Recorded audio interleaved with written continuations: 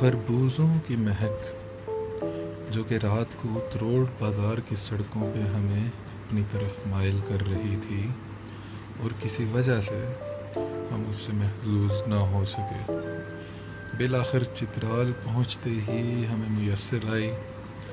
سو اپنے نصیب کا ایک ایک دانہ چگا اور ہم اپنی منزل یعنی کہ کیلاش کی طرف گامزن ہوئے۔ کیلاش 3 وادیوں پہ محیط، گنجے پہاڑوں کے درمیان، دریا کنارے، ایک خوبصورت زمین کا ٹکڑا جو کہ اپنے منفرد ثقافت، تہذیب و تمدن اور رہن سہن میں اپنی مثال آپ ہے۔ ان 3 وادیوں میں بریر، رمبور اور بمبوریت شامل ہیں۔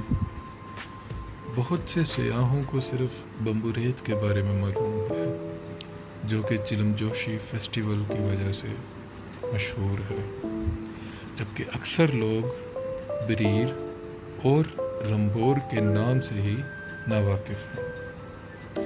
تقریباً 2:30 بجے ہم لوور چترال دروش کے مقام پر پہنچ چکے تھے۔ صبح 8 بجے تھل بازار سے نکلے اور لگ بھگ 2:30 بجے دروش پہنچے۔ اگلے دن چلم جوشی فیسٹیول کی وجہ سے آیون بمبوریت روڈ پر بہت رش ہونے کا امکان تھا۔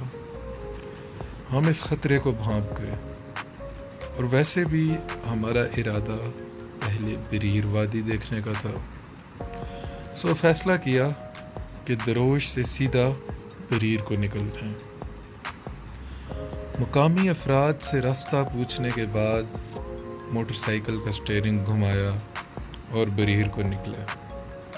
راستہ مکمل کچا، چڑھائیوں اور اترائیوں سے بھرپور، ہلکے ہلکے ہچکولے کھاتے ہوئے ایک بار تو سونے کا دل بھی کیا، مگر احساس ہوا کہ ہم موٹر سائیکل پر سوار تھے۔ راستہ تو ہمیں بالکل بھی مشکل نہ لگا۔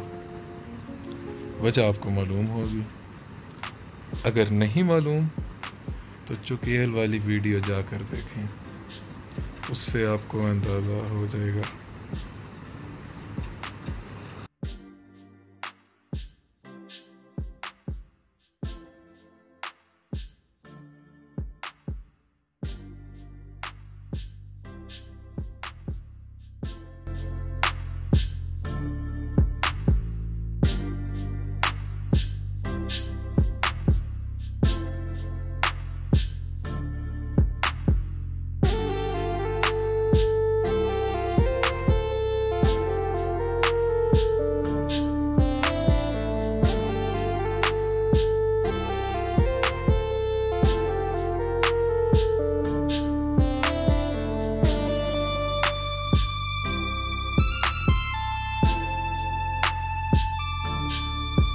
تو 2 عدد چیک پوسٹ پر اپنی شناخت کروانے کے بعد رستے کا آغاز ہوتا ہے۔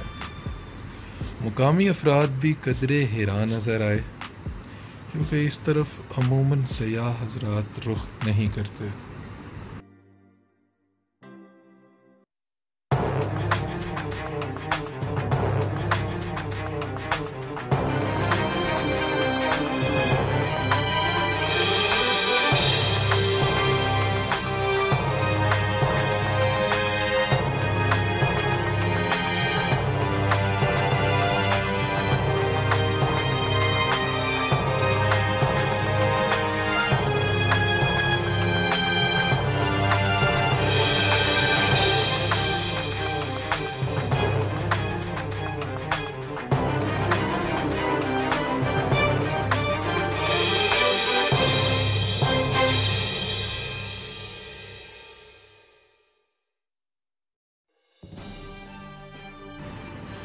تقریباً 45 منٹ کی مسافت کے بعد بالآخر ہم بریر پہنچے۔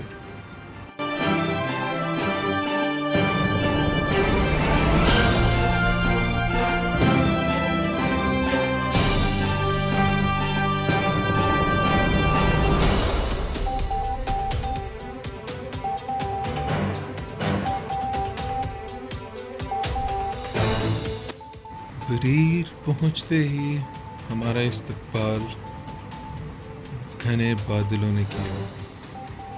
اپنی گھن گرج اور تیزی سے برساتے میںہ گویا ہم سے یہ سوال کر رہے تھے کہ یہاں کس لیے آئے ہو. خیر 20 منٹ کی بارش کے بعد جب ہم اس چھوٹی سی دکان جس میں ہم نے پناہ لی ہوئی تھی وہاں سے نکلے تو ایک عجیب سی مہک نے فضا کو گھیرے میں لے لیا. پوچھنے پر معلوم ہوا کہ یہ مہک شنجر اسپرود درخت کی تھی. میرے کانوں نے یہ لفظ نہ پہلے کبھی سنا تھا اور نہ ہی میرے ناک کے نتنوں نے یہ خوشبو کبھی سونگھ رکھی تھی. بارش کے بعد راستے کے خراب ہونے کا بھی اندیشہ تھا، لیکن بریر کو پوری طرح دیکھنے کی خواہش بھی موجود تھی. وہ فیصلہ کیا کہ ہم پوری وادی بریر اپنی موٹر سائیکل پر اور اپنی 2 ٹانگوں پر دیکھ کر ہی دم لیں گے. یہ اس وقت ہے جناب ہم بریر ویلی میں، اور یہاں سے ہم اب آگے جائیں گے کیلاش کی ویلی کی طرف. یہ بھی آتا کیلاش میں ہی ہے. کیلاش میں 3 ویلیز آتی ہیں، بریر، بمبوریت اور رمبور. فی الحال ہم بریر میں ہیں. بریر سے واپس جائیں گے اور وہاں سے ہم جائیں گے بمبوریت جہاں پر چلم جوشی فیسٹیول ہوتا ہے. چلم جوشی فیسٹیول ہم آپ کو کل دکھائیں گے. آج صرف ہم وہاں پر پہنچیں گے تاکہ ہم ٹائم سے اپنا کیمپ وغیرہ ارینج کر کے آگے دیکھ سکیں. یہ ہے جناب بریر ویلی.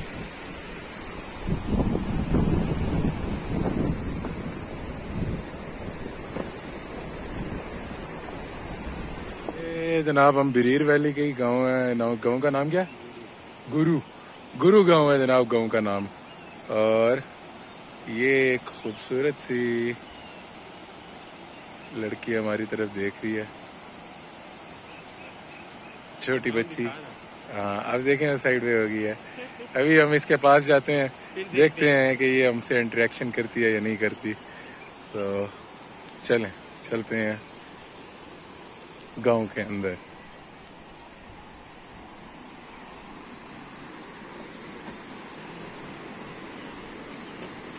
نہیں بھاگنا نہیں ہے.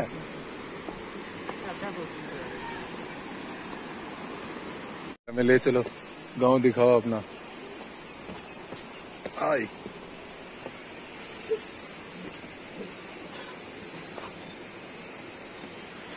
یہ بھائی ہے جی، یہ ہمیں گاؤں دکھائے گا. اپنا نام کیا ہے آپ کا؟ سلخان. سلخان نام ہے ان کا. اور یہ ہمیں گرو گاؤں دکھائیں گے. یہ سیڑھیاں جا رہی ہیں گاؤں کی طرف. یہ ہے بریر ویلی میں جسے خان ٹیمپل. یہ ابھی دکھاتے ہیں اندر اس کے کیا ہے. اندر جا سکتے ہیں نا سر؟ یہ ہے جی جستے خان ٹیمپل.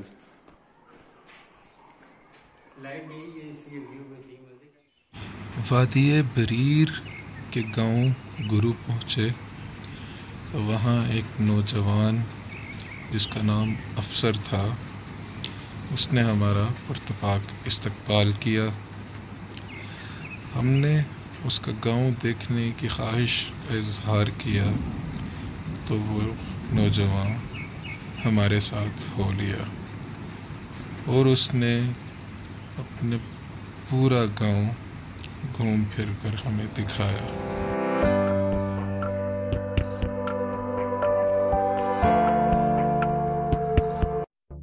عصر کے وقت ہم بریر سے بمبوریت کو نکلے. راستہ ہماری توقعات کے برعکس بارش کی وجہ سے خراب ہونے کے بجائے پہلے سے بہتر ہو گیا، بلکہ واپسی پر تو منظر یکسر ہی بدل گیا. خوبصورت دلکش محسوس ہونے لگا. ہر طرف گھنجے پہاڑ اور ان کے درمیان کہیں کہیں सरसब्ज़ व शादाब खेत एक मुनफरिद नज़ारा पेश करते थे। जगह जगह पर रुक कर दिल चाहता था कि इन नज़ारों को अपने मोबाइल में कैद करें, मगर वक्त बहुत कम था। आयून पहुँचे तो एक जगह रुक कर अपनी तस्वीरें बनाने में मसरूफ़ थे कि पंजाबी के एक फ़िक्रे ने हमारी तवज्जो अपनी तरफ मबजूल करवाई। और यार तुसी फिर मिल गए हो। ये आवाज़ मोहसिन भाई की आवाज़ थी, जिनसे हमारी पहली मुलाकात लोहारी टनल पे हुई। वो भी बस इतनी कि उन्होंने दूर से कहा, ए भाई जी पिछली सुजुकी से मोटरसाइकिल चढ़ा लो अपने। ये कहकर वो गायब हो गए। आयून में भी एक जुमला बोल के वो आगे निकल गए, कैंप लाना है आगे जाके तो मैं जगह देखना। फिर गायब हो गए। तस्वीरें बनाकर जब हम बम्बूरेत रोड पर पहुंचे तो तवक्कुआत के ऐन मुताबिक रश अवाम का जमे गफ़ीर अपनी गाड़ियों पे बम्बूरेत की तरफ उमड़ आया था, क्योंकि अगले रोज़ चिरमजोशी फेस्टिवल का आखिरी रोज़ था। हमें फ़ायदा था कि हम गाड़ी पर नहीं थे। जहाँ से जगह मिली वहाँ से अंदर घुस गए, जहाँ से जगह मिली वहाँ से निकल गए।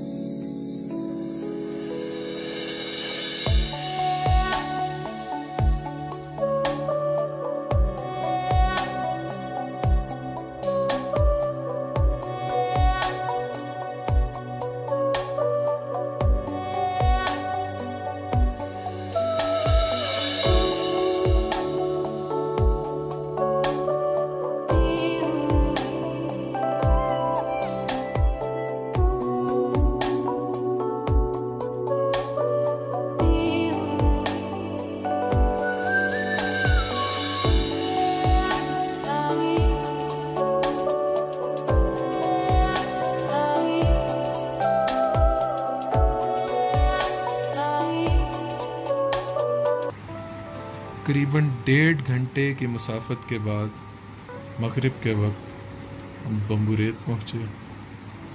अभी हम सोच ही रहे थे कि हुजरा कहाँ लगाया जाए कि पीछे से आवाज़ आई, आ यार तुसी फिर मिल गए हो।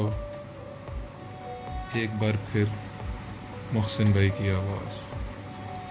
3 बार ये इत्तेफाक महज इत्तेफाक नहीं था, बल्कि कुदरत भी हमें आपस में मिलाने पर तुली हुई थी और बिल आखिर हमें मिलवा कर ही छोड़ा।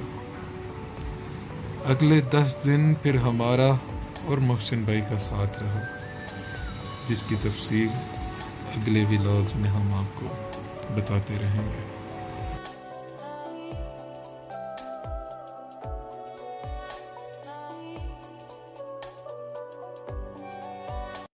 तो ये हम पहुंच जाए जी बम्बूरेत,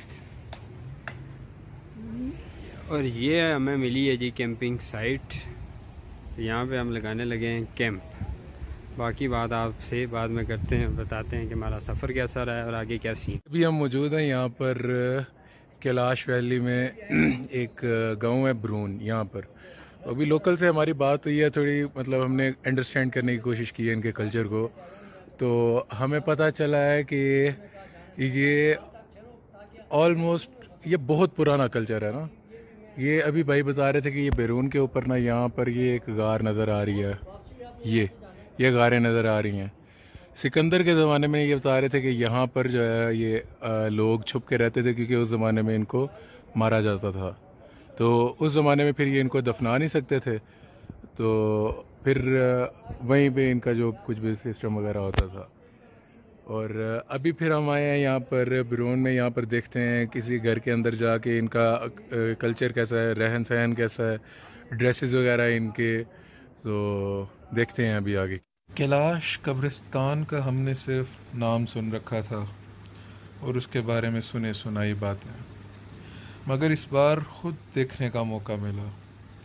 वही सादा कब्रिस्तान जिसके आगाज़ में रिवायती मुजस्समे आवेज़ थे। अपनी रसूमात के मुताबिक मरने वाले का तमाम मालो असबाब उसके साथ दफन होता था, यहाँ तक कि उसके ज़ेरे इस्तेमाल चारपाई भी। पहले पहल तो उसकी जमा पूंजी भी उसके साथ कब्र में जाती थी, मगर फिर चोरी चकारी के मामलात बढ़ने लगे। इसकी वजह से जमा पूंजी दफन करने से गुरेज किया जाने लगा।